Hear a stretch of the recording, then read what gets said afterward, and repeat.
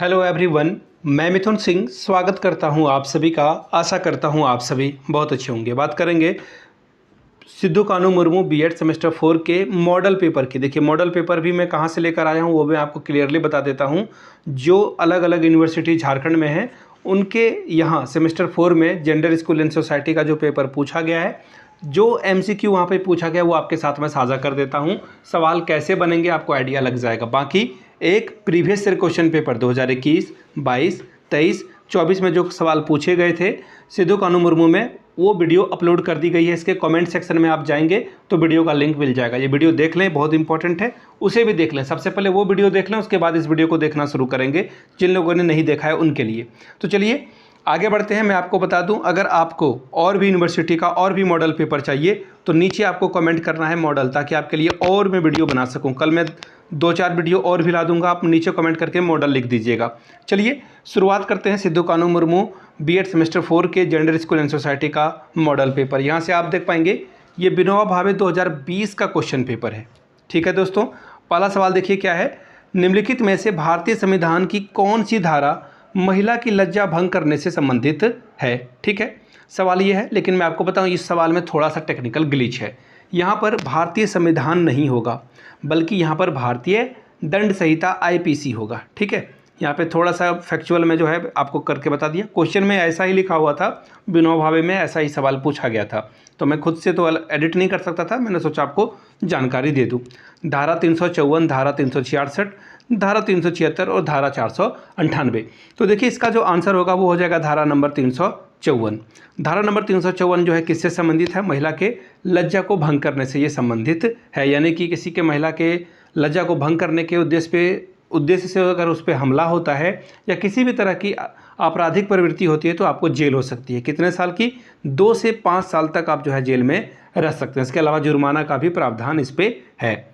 अब देखिए और भी कुछ धाराएं लिखी हुई है, वो आपको मैं बता देता हूँ। धारा नंबर 366 का क्या मतलब है?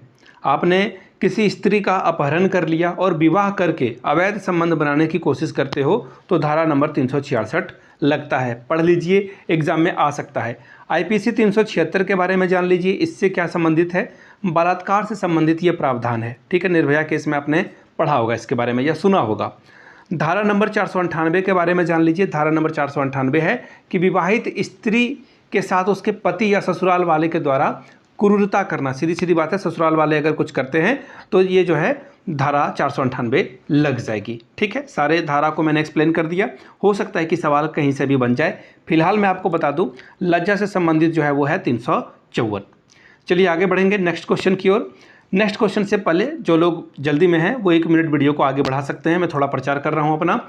जिनको प्रीवियस ईयर क्वेश्चन पर चाहिए, आपको पिछले 5 साल का क्वेश्चन पेपर, वो आपको मैं 49 रुपीज़ में अवेलेबल करा दूंगा। दूसरी बात, जिनको सजेशन चाहिए तो सजेशन आपको 199 रुपये में मिल जाएगा, जिसमें वेरी इंपॉर्टेंट क्वेश्चन जो एग्जाम में आ सकते हैं वैसे सवाल आपको आंसर के साथ दिए जाएंगे। हिंदी में चाहिए तो हिंदी में मिल जाएगा, इंग्लिश में चाहिए तो इंग्लिश में आपको मिल जाएगा। 199 रुपये में हम लोग तीनों चीज़ों को कवर करते हैं। MCQ, short question answer, long question answer, और पिछले 10 सालों में जो एग्जाम पैटर्न रहा है उसके आधार पर आपको सवाल दिए जाते हैं। दूसरी बात, जिनको सिर्फ एमसीक्यू चाहिए चारों पेपर का, वो 69 रुपये में एमसीक्यू विद सॉल्यूशन आपको मिल जाएगा। चलिए यहाँ से देखते हैं अगला सवाल। बाल विवाह प्रतिषेध अधिनियम के अंतर्गत, एक और बात, कहाँ से लोगे आप सारा पेपर? तो यहाँ से देख लीजिए, yourmithunsingh@gmail.com पे आप मुझे मेल कर सकते हैं। इंस्टा पे अगर आप हो डू फॉलो मी @imithunsingh। बाकी आप मुझे व्हाट्सअप कर सकते हैं 7979054474 पे। चलिए क्वेश्चन नंबर 2 को देखते हैं।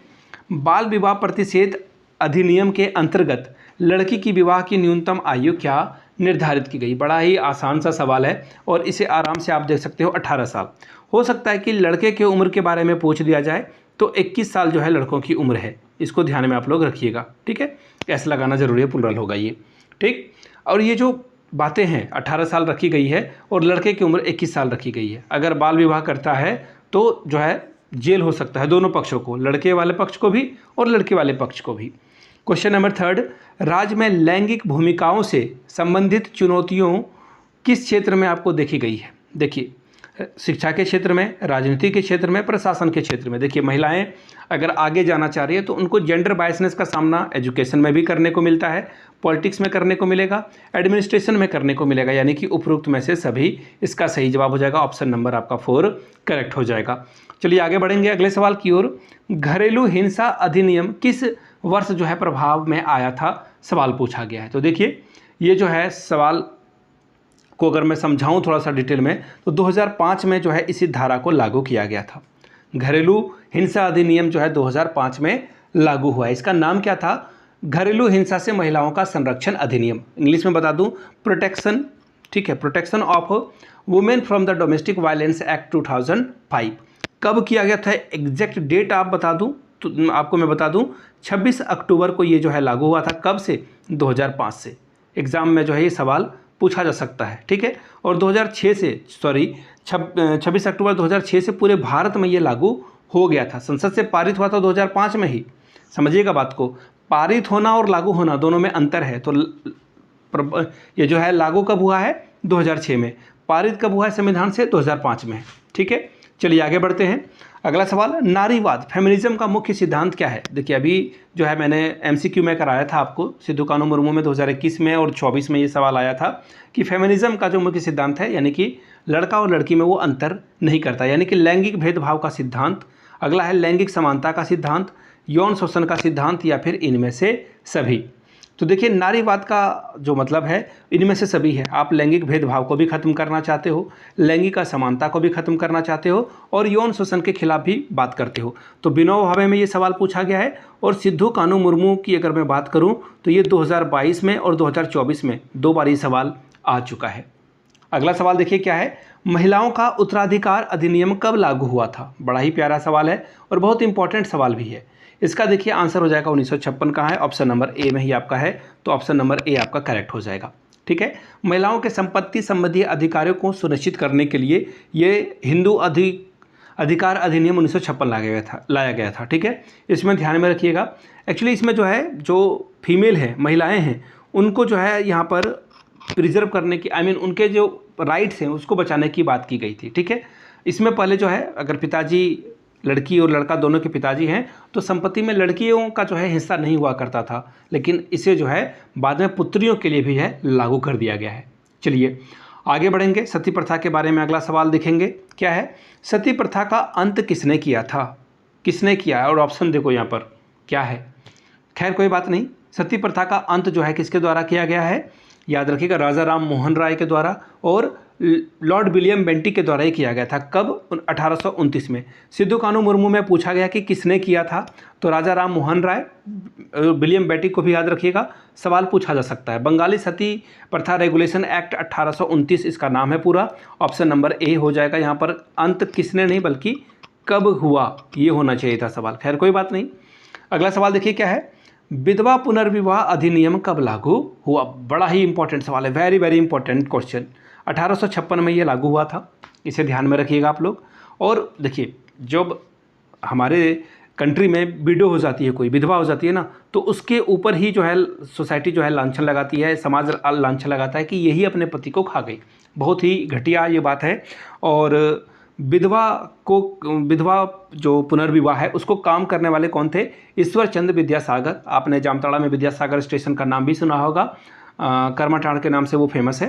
तो ये काम ईश्वर चंद्र विद्यासागर ने किया था और उन्होंने बहुत बड़ी जो है भूमिका इसमें निभाई थी। ये सवाल आ सकता है, इसको हल्के में मत लीजिएगा। अगला सवाल देखिए क्या है, बाल विवाह प्रथा का अंत किसने किया? देखिए कितना प्यारा सवाल है। बाल विवाह प्रथा का अंत भी ईश्वर चंद्र विद्यासागर ने किया था। इन्होंने 2 काम किया। सबसे पहले तो विधवा की शादी होने वाली है उन चीज़ों को इन्होंने आगे बढ़ाया, सोसाइटी में ये टैबू जो था उसे तोड़ा। तो ईश्वर चंद्र विद्यासागर ने विडो रीमैरिज के बारे में बात की, ठीक है। इसके साथ साथ इन्होंने जो है चाइल्ड मैरिज पे भी रोक लगाने की बात कही कि भाई छोटे बच्चों की शादी मत कराओ और महिलाओं की शादी कराओ, जो विधवा हो चुकी है उनकी शादी होना ज़रूरी है, ठीक है। चलिए क्वेश्चन नंबर 10 की ओर बढ़ेंगे। 10वां सवाल देखिए क्या है आपके सामने, महिला आंदोलन का काल किसे कहा जाता है? 18वीं सदी को, 19वीं सदी को, 20वीं सदी को, या फिर 16वीं सदी को? तो देखिए इसका सही जवाब हो जाएगा 20वीं सदी। 20वीं सदी में महिलाएं एजुकेशन में, पॉलिटिक्स में, इसके अलावा और तरह के चीज़ों में आगे आ रही है। अगर मैं बात करूं भारतीय स्वतंत्रता आंदोलन की, तो एनी बेसेंट से लेकर सरोजिनी नायडू, कस्तूरबा गांधी, विजय लक्ष्मी पंडित ने बढ़ चढ़ कर हिस्सा लिया था और उन्होंने बहुत बड़ा अपना जो है यहाँ पर कंट्रीब्यूशन दिया था। तो 20वीं सदी जो है इसका सही जवाब होगा। क्वेश्चन नंबर 11, अंतर्राष्ट्रीय महिला दिवस कब मनाया जाता है? ये सिद्धू कानू में भी पूछा गया है और इसका आंसर हो जाएगा 8 मार्च। 8 मार्च को किया जाता है। याद रखिएगा कब से, तो वो मैंने PYQ में जो है आपको बताया है, उसमें जो है डिटेल से आपको सारी बातें उसमें बता दी थी, ठीक है। और 1911 से जो है इसकी शुरुआत हुई थी, लेकिन बाद में से एक्टिवेट किया गया। अगला सवाल देखिए क्या है आपके सामने, ये रहा क्वेश्चन नंबर 12। क्या है यहाँ से देख लेते हैं कि करके, मानव अधिकारों की सार्वभौमिक घोषणा के अनुसार शिक्षा का अधिकार किस अनुच्छेद में वर्णित है? तो देखिए इसका आंसर हो जाएगा अनुच्छेद 26। आंसर पहले से लिया हुआ है, लेकिन इसके बारे में जान लीजिए। UDHR मानव अधिकारों की जो सार्वभौमिक घोषणा है वो 1948 में कब की गई थी? याद रखिएगा 1948 में। कहाँ पर? UN में की गई थी। इसे ध्यान आप लोग को रखना है, ठीक है।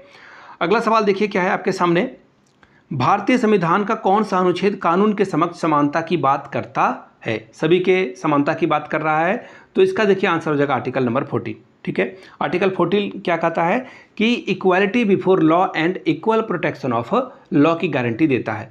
आप किसी भी पद पे हो, किसी भी जाति, लिंग, वर्ग से संबंधित हो, कोई फर्क नहीं पड़ता है, सब बराबर हैं कानून के नज़र में, सब बराबर हैं। अगला सवाल देखिए क्या है आपके सामने, अगला क्वेश्चन नंबर क्या बोला गया है, दहेज निषेध अधिनियम किस वर्ष लागू किया गया? आंसर तो आपको दिख रहा होगा 1961। इसके बारे में थोड़ी बहुत जो है बातें कर लेते हैं। डॉरी सिस्टम से ये है, दहेज प्रथा के बारे में ये बात है, ठीक है। डॉरी प्रोहिबिशन एक्ट जो है वो 1961 में पारित हुआ था। इसमें दहेज लेना, देना, मांगना तीनों को गलत साबित किया गया है, ठीक है। तीनों में गलत है, आप दे भी रहे हो तो भी गलत है। सुप्रीम कोर्ट ने विशाखा गाइडलाइन किस वर्ष जारी की? सबसे पहले जान लीजिए विशाखा गाइडलाइंस थी क्या। तो देखिए विशाखा गाइडलाइंस यानी कि जो महिलाओं के खिलाफ यौन उत्पीड़न हो रहा था उसको लेकर यहाँ पर बात की गई। कहाँ पर?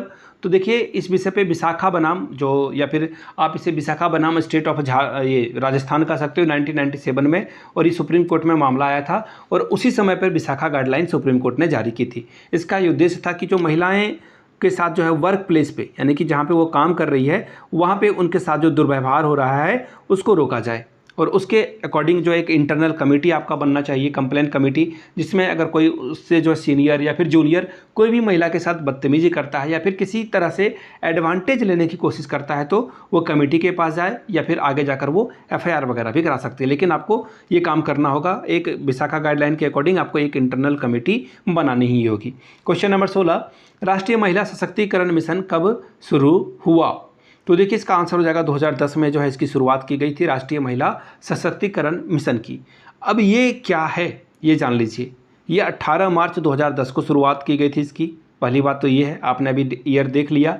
अब इसका मतलब ये था कि जो अलग अलग डिपार्टमेंट हैं, मंत्रालय हैं, विभाग हैं, वहाँ पे महिला के लिए सामाजिक कल्याण के कामों को किया जाए, ठीक है। लेकिन कहीं कहीं आपको जो है इसका आंसर देखिए 2011 भी दिखेगा।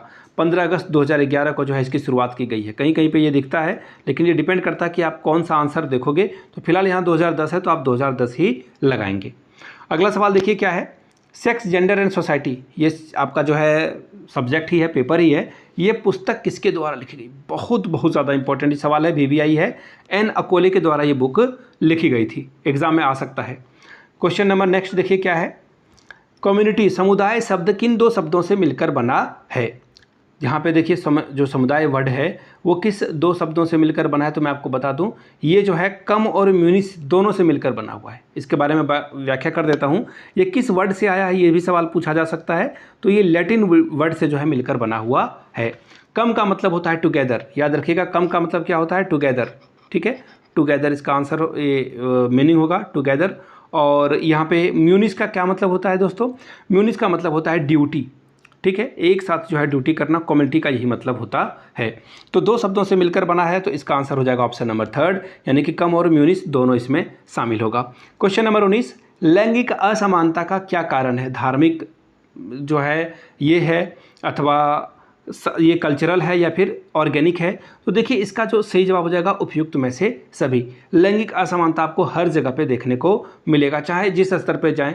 देखिए बहुत सारे ऐसे धार्मिक मान्यता वाले कार्यक्रम हैं जहाँ पर पुरुषों को श्रेष्ठ माना गया है, उनको अपर हैंड दी गई है और महिलाओं को कम माना जाता है, ये सच बात है। सांस्कृतिक कारण में भी पैट्रियार्की आपको दिखेगी। इसके अलावा जैविक कारण में जैसे कि प्रजनन हो, शारीरिक क्षमता को जो है लड़कों के शारीरिक क्षमता को बढ़ा चढ़ा कर दिखाया गया है और महिलाओं के शारीरिक क्षमता को कम दिखाया गया है। तो ये तीनों रीजन सही है, ऑप्शन नंबर 4 आपका सही जवाब हो जाएगा। क्वेश्चन नंबर 21, घरेलू हिंसा अधिनियम 2005 को लागू किया गया था। देखिए ये 2005 में एक्ट हो गया है, लेकिन इसे लागू किया गया था 2006 में। संविधान जो है कोई भी लॉ अगर संसद से पारित हो जाता है तो राष्ट्रपति उसमें जो है सिग्नेचर करता है तो वो लॉ बन जाता है। तो 2006 में ये लागू हुआ था, ठीक है। डोमेस्टिक वायलेंस को लेकर जो है इसे लागू किया गया है 2005 में। Protection of women from the domestic violence act 2005 पारित हुआ था और 26 अक्टूबर 2006 को ये पूरे भारत में लागू हो गया था। ये सवाल भी रिपीटेड है, ये सवाल भी पूछा गया है। क्वेश्चन नंबर 21, लिंग स्थिरता के विकास की पहली अवस्था क्या है? देखिए लिंग अस्थिरता के बारे में बात की गई है, तो लिंग अस्थिरता का जो पहला जो है वो होगा लिंग लेबलिंग। देखिए लिंग लेबलिंग का मतलब क्या होता है, जैसे ही बच्चा पैदा होता है तो लोग जो है कहने लगते हैं कि ये जो है 2 से 3 साल में बच्चा जो है खुद जो है अपने आप को समझने लगता है कि वो लड़का है या लड़की। लड़के वाले वो कपड़े पहनेगा, लड़के वाले खिलौने से वो खेलना शुरू करेगा। 4-5 साल में उम्र होकर जो है वो समझ लेता है कि मुझे मैन बनना है और लड़कियाँ जो है वुमेन बनेगी। ये सारी बातें उसको समझ में आने लगती है और ये सारे बातों को कोहलबर्ग साहब ने जो है अच्छे से डिटेल से समझाया। किसने? कोहलबर्ग ने। तो हो सकता है कि एग्जाम में जो है कोहलबर्ग के बारे में भी सवाल आ जाए, तो याद रखिएगा लिंग अस्थिरता के बारे में जो डेफिनेशन है लिंग लेवलिंग की, वो बात की है किसने? कोहलबर्ग साहब ने बात की है। क्वेश्चन नंबर 22 क्या है? राष्ट्रीय महिला आयोग एक वैधानिक निकाय के रूप में जनवरी में गठित हुआ था। अब आपसे पूछा गया है कि इसकी स्थापना कब हुई थी?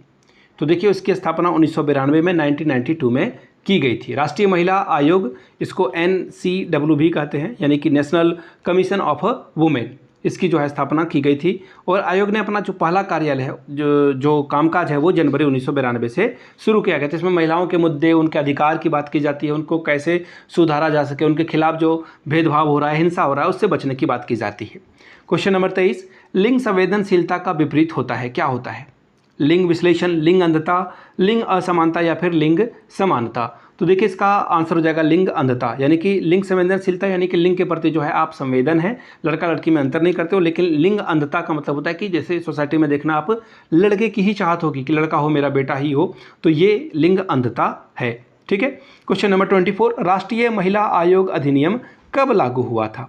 ये सवाल पूछा गया है। तो ये लागू देखिए पारित कब हुआ था? 1990 में। लागू कब हुआ है? तो 92 में। ये बात ध्यान में रखिएगा आप लोग, ये आगे पीछे होता है। बेटी बचाओ बेटी पढ़ाओ योजना को कितने भागों में बांटा जा सकता है? तो देखिए इस योजना को 3 भागों में बांटा जा सकता है। किसमें? मास कम्युनिकेशन जो है आपका कैंपेनिंग में, यानी कि ये प्रचार प्रसार करने वाला काम है पहला। दूसरा काम क्या है? मल्टी सेक्टरल एक्शन, यानी कि जिला स्तर पर महिलाओं के लिए काम करना, यानी कि मल्टी जो है मैं पूरा लिख दे रहा हूँ, आधा आधा लिख रहा हूँ, ठीक है। MSA यानी कि मल्टी सेक्शनल, और ये एक्शन है। तीसरा है फाइनली बेटी बचाओ, यानी कि बेटी को उनका जो है एडमिशन कराओ, उनको पढ़ाओ, उनको एजुकेशन दो, ठीक है। तो ये था विनोबा भावे के जितने सवाल पूछे गए थे सिद्धू कानू में पूछे जा सकते हैं। इससे कुछ ना कुछ आपको जानकारी मिली होगी। ये बातें मैंने आपको बता दी। बाकी अगर आपको किन्हीं को पिछले 5 साल के क्वेश्चन पेपर चाहिए तो ये 49 में आपको मिल जाएगा। साथ ही अगर सजेशन चाहिए तो 199 रुपये में, यानी कि जो इंपॉर्टेंट क्वेश्चन है जो एग्जाम में आ सकते हैं। बाकी 69 रुपीज़ में आपको जो है सजेशन प्रोवाइड कर दिया जाएगा। वीडियो को यहाँ तक देखने के लिए आप सभी का बहुत बहुत शुक्रिया। Have a good day.